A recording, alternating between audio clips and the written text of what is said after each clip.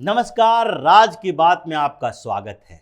Supreme court के collegium व्यवस्था और हाई कोर्ट के कोलेजियम व्यवस्था, यानी कि हाई कोर्ट और सुप्रीम कोर्ट में जजों की नियुक्ति की प्रक्रिया को लेकर सरकार जो सवाल उठा रही है, उसमें माय लॉर्ड से दो बड़े सवाल उठाए गए हैं। उनके सामने दो महत्वपूर्ण मुद्दे रखे गए हैं कि क्या किसी भी जज की नियुक्ति के लिए यह जरूरी है कि वो किसी जज के बेटे हों, यानी कि जज बनने के लिए क्या ये एक तरीके से योग्यता निर्धारित की जाए कि उनका बैकग्राउंड वकालत या जज का हो, उनके खानदान में कोई बड़े वकील या जज हो। क्या ये जरूरी है कि प्रतिभा जज बनने की केवल जजों के खानदान में ही होते हैं? और दूसरा सवाल है कि क्या सरकार इस बात की जानकारी नहीं रखे कि जिनको जज बनाया जा रहा है वो निष्पक्ष हैं कि नहीं, उनका विचार कैसा है, उनकी विचारधारा के साथ उनका बैकग्राउंड क्या रहा है, उन्होंने पिछले दिनों सोशल मीडिया पर क्या लिखे हैं, उन्होंने पहले कैसे कैसे मामलों में वकालत की है, या फिर उनकी विचारधारा क्या रही है, सरकार, शासन व्यवस्था, इन मामलों में उनका ओपिनियन क्या रहा है। क्योंकि हाई कोर्ट और सुप्रीम कोर्ट के जज अपने फैसलों में सिर्फ केवल फैसले नहीं देते हैं बल्कि ओपिनियन भी देते हैं, जिसकी चर्चा सबसे ज्यादा हुई है। और कानून मंत्री किरण रिजिजू ने बार बार यह सवाल उठाया कि जजों को अपने फैसले लिखित तौर पर ही देना चाहिए। जो लिखित फैसले हो सकते हैं उसके अलावा टिप्पणियों से बचना चाहिए, क्योंकि टिप्पणियां मीडिया में हेडलाइंस बनती है, उसका कोई आधार नहीं होता है, लेकिन सरकार की किरकिरी कराने के लिए ये जज लोग टिप्पणी करते हैं, भरवल टिप्पणी करते हैं, जिसका फैसले से कोई लेना देना नहीं रहता है। लेकिन टिप्पणियां तो होती है, विचारधारा तो उनकी भी होती है, और उन विचारधारा को जानने का अधिकार सरकार को भी है जज की नियुक्ति से पहले।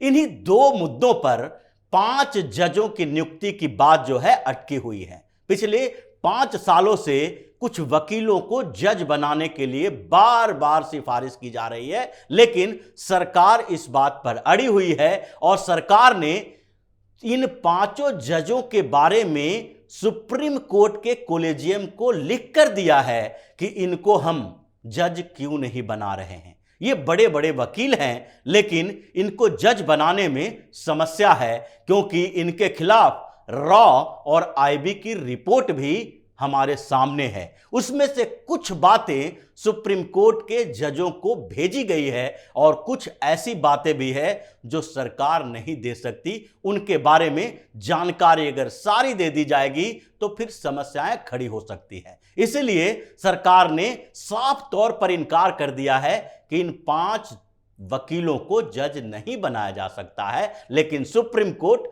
अडिग है, उस पर भी बहस करने को तैयार है। जज साहब ये मानने के लिए तैयार नहीं है कि इनको जज क्यों नहीं बनाया जाना चाहिए। सरकार कौन होती है कि वो इनके सिफारिश को नामंजूर कर दे।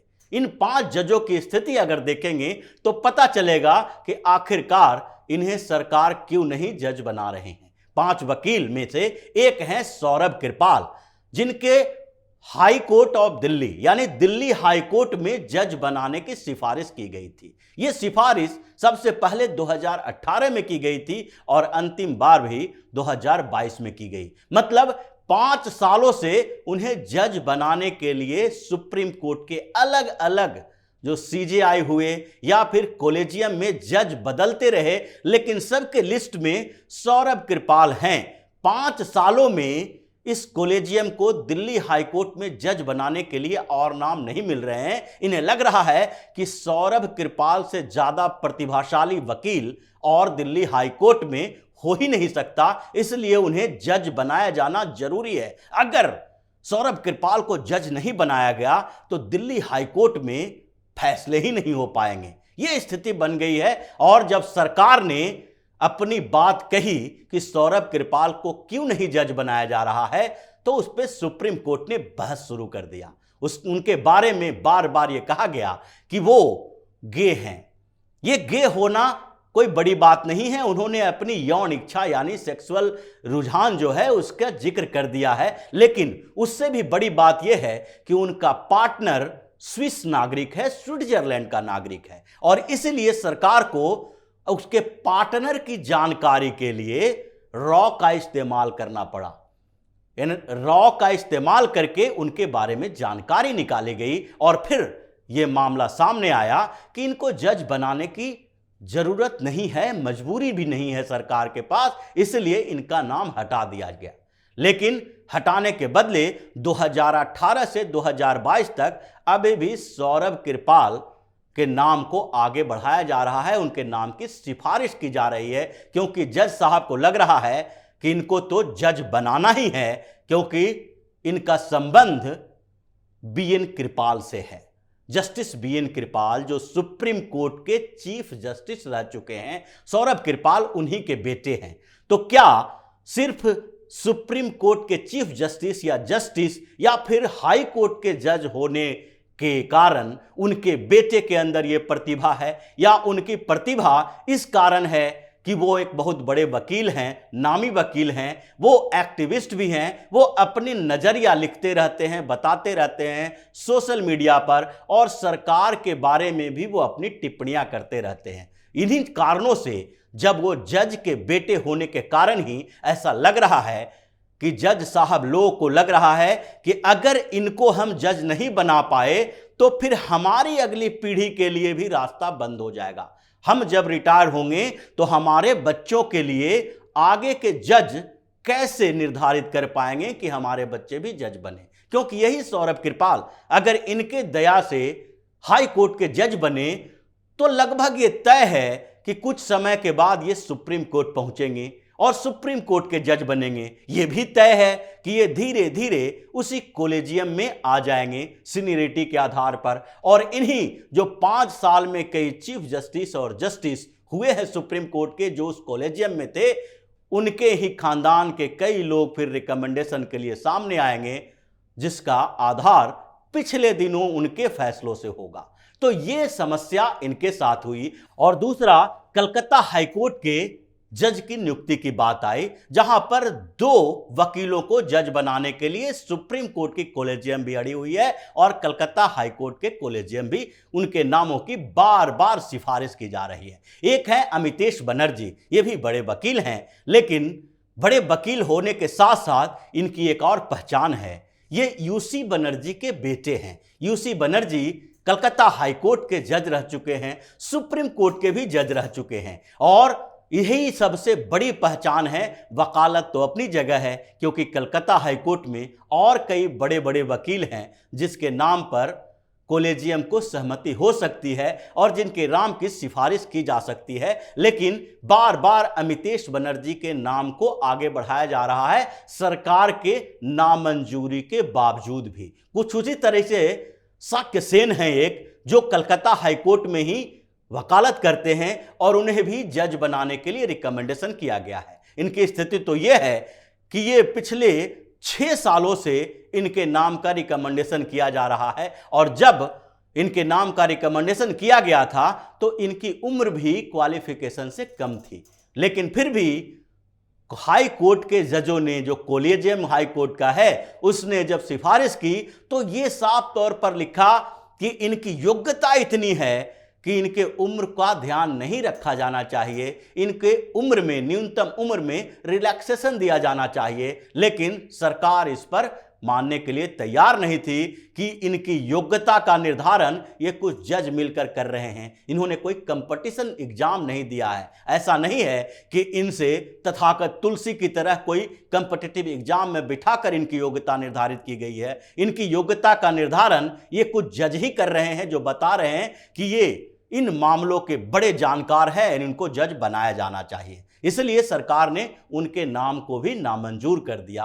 और इसके अलावा 2 और बड़े नाम हैं जिसको सरकार ने मंजूरी नहीं दी है, और ये 2 बड़े नाम उनके विचारधारा के आधार पर, उनके कमिटमेंट के आधार पर वापस की गई है। उसमें से एक नाम है सोमशेखर सुंदरसन का। बॉम्बे हाईकोर्ट में इनको जज बनाने की सिफारिश की गई। सोमशेखर सुंदरसन के बारे में जब जानकारी ली गई तो पता चला कि इनके विचार निष्पक्ष नहीं रहे हैं। आईबी रिपोर्ट का भी हवाला सरकार ने सुप्रीम कोर्ट के कॉलेजियम को दी और बताया कि इनके सोशल मीडिया पोस्ट को देखें।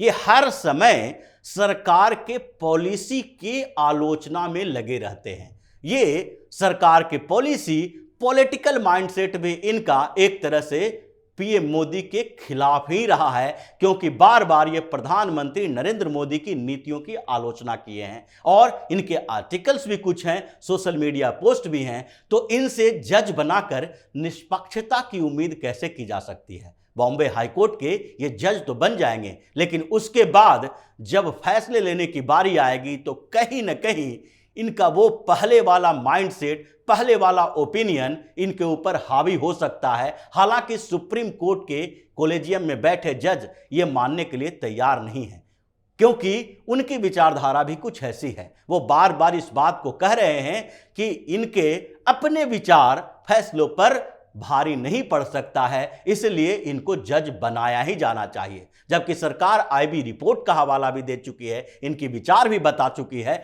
और निष्पक्षता का सवाल भी उठा चुकी है। इसी तरीके से एक और जज हैं आरजे सत्यन, जिनको मद्रास हाईकोर्ट का जज बनाने के लिए सिफारिश की गई है। सत्यन साहब के बारे में भी आईबी की रिपोर्ट है। सरकार ने सारे जो फाइल तैयार करके सुप्रीम कोर्ट के कॉलेजियम के सामने पेश किया है कि सत्यन साहब का विचार क्या रहा है, इन्होंने अलग अलग समय में क्या क्या टिप्पणियां की है। एक जगह का जिक्र किया गया है जिसमें इन्होंने द क्विंट वेबसाइट है उसके ऊपर एक आर्टिकल लिखा था। वो पूरी तरह से प्रधानमंत्री नरेंद्र मोदी के खिलाफ था और इसे किसी और वैचारिक स्तर पर नहीं कहा जा सकता, बल्कि ये पूरी की पूरी पॉलिटिकल आर्टिकल थी जो द क्विंट के वेबसाइट पर छपी हुई है। और द क्विंट किस तरीके से ओपिनियन रखता है ये भी किसी से छुपी हुई बात नहीं है। उसके ऊपर छापा भी पड़ चुका है इस बात के लिए कि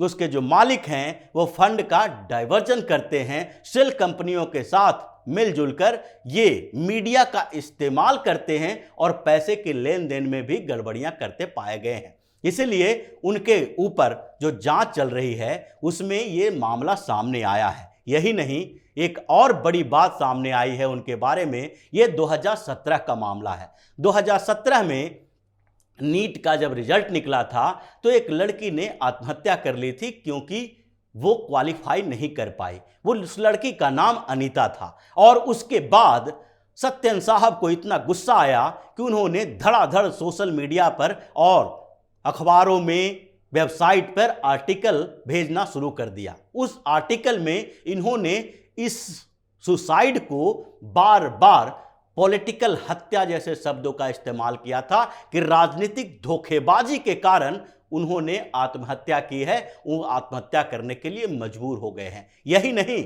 उन्होंने कई जगह पर तो यह भी लिखा था सेम ऑफ यू इंडिया, यानी भारत पर उन्हें शर्मिंदगी महसूस हो रही थी। अब ये सोचिए कि जिस व्यक्ति को भारत और भारतीय होने पर शर्मिंदगी महसूस हो रही है, क्या उन्हें जज बनाया जाना चाहिए?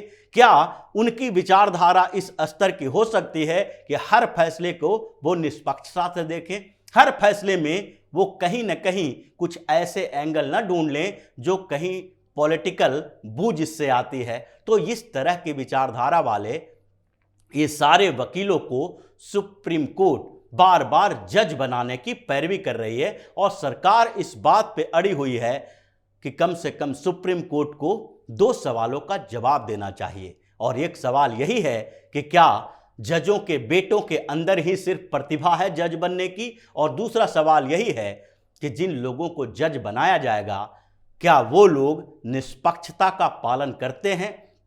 क्या उनका बैकग्राउंड ऐसा है कि जिसमें वो अपने विचारों में निष्पक्षता रखते हैं? इन 2 सवालों का जवाब माय लॉर्ड्स नहीं दे पा रहे हैं और इसलिए सरकार भी अड़ी हुई है कि अब इन लोगों को जज नहीं बनाया जाएगा। तो इसी तरह की खबरों के साथ फिर से हाजिर होंगे। तब तक के लिए बने रहिए हमारे साथ और देते रहिए हमें सहयोग, ताकि इसी तरह की खबर हम आपके लिए लाते रहें। धन्यवाद।